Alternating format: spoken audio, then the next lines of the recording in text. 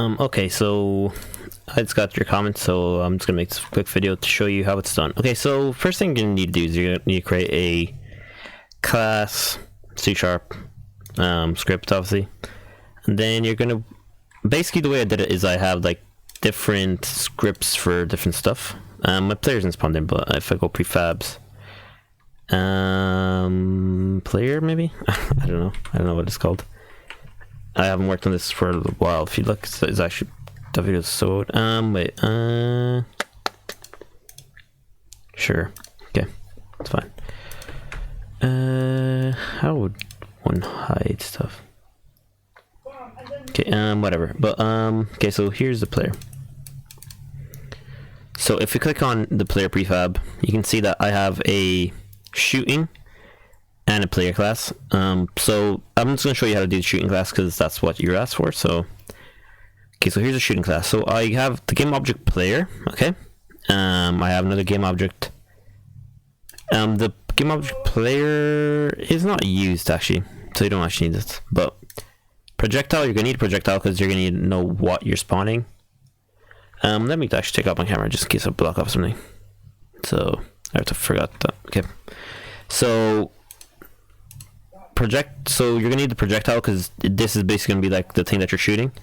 Then these shoot points are like because I have like two different like game objects, so these are just empty game objects. So if I go create empty, then I just dragged it onto the ship into that position. So they're literally just like positions basically, but like I needed them in order to tell the game where to shoot the bullets from. So yeah, so these are public transforms. And then okay, so then I also have two ships, but this is not used here either, I don't think. Yeah, it's not used here either, so you don't actually need that. So you just need shoot, you just need this, or just one of these just to tell it where it's spawning. So you need these two so far. You can have a shooting sound if you have some sort of sound in there. And then these are time between shot is time between shots, obviously. And there's also public float start time between shots, and that is basically, this is like the original. So for example, if you set this to 5, it's going to set this one to 5. And the reason you have this one is so you can just set it in the, you can like instantiate it, but this one will constantly be getting updated and like refreshing. So yeah, so this one just to set it at the start, but yep, so that's all it's used for. And then there's also a shoot button, which is going to be the button that you're going to use to shoot. But this is just used to change the color of the button once like the button, like I wanted to notify the player that once you're able to shoot, it will turn it back green. So that's the show that is. So that's unnecessary code. So far all you need is these two and these two. Then ship set, and then that you don't even need that one either. There's actually a bunch of code there that's not used. But okay, so here I have, here I'm setting the colors of the buttons if you want to copy that. Then here I have an if key guess. So here I'm basically calling this method here. So if the space bar is clicked, it will then shoot. Else it will just keep minusing time between shots until it's able to shoot again. And then if time greater than equals 0, so if time between shot is greater, or no, less than, no that is greater, no sorry, no, yeah, if time between shot is less than or equal to 0, it will then instantiate this. So here I'm instantiating the shot sound, add to transform position, quarantine. The quarantine is just the rotation of it. Quarantine identity just means it was spun in at the rotation that it was made at. So then I just go projectile. So projectile is the thing that you're going to be referring to, and then I instantiate it here. So depending on your game, you're only going to need this. If you're doing a ship, you're probably going to need both of these. But here's just a shot position, which is a transform, and then that's it. And then I set time between shot equal to start time shot, which is going to be like, I don't know, 5 seconds or whatever you want to set it to. That's that. Then in the projectile class, I have this, which just moves the bullets to the right, or to, yeah, it just moves the bullets to the right, and then it times it by the speed, and then it times it by the time delta. So if you don't have this right here, it will, depending on your frame rate, it will move different at different speeds. So you need this.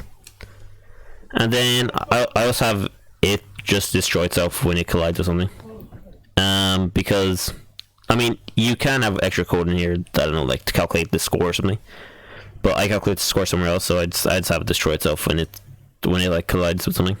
So yeah, that's that. And okay, I guess I can show you how to make a button. And then again, yeah, you just drag it onto here. You just add that script you created onto here, and then you would fill it up. Projectile is a shot. As you can see, it's just a shot. Yeah, it's just a shot sprite that has. It's just a shot sprite that has the projectile class on it, and also has a lifetime class. The lifetime class is this. It just destroys itself after a certain amount of time. And I have set like 2 seconds. So, and then the reason I have this lifetime class is because it's very reusable, and the reason I have it set 2 seconds is so it doesn't have like infinite amount of projectiles. Okay, so projectile here I set speed, and that's about it really. Yeah, so just set the speed there, and then it just moves to the right. The reason it's moving to the right is because the way my game is working is basically you're moving horizontally, but I flip the camera so it looks like you're moving vertically. But yeah, so depending on what sort of game you're wanting to do, you can move it forward, you can move it, I don't think there's to the left, but you can always just minus it. You can just like minus speed and then move it to the left. Then you can also move it up, and then you can also move down, I think. Or I'm not sure if there's a down, but again you could just minus it and it'll move downwards.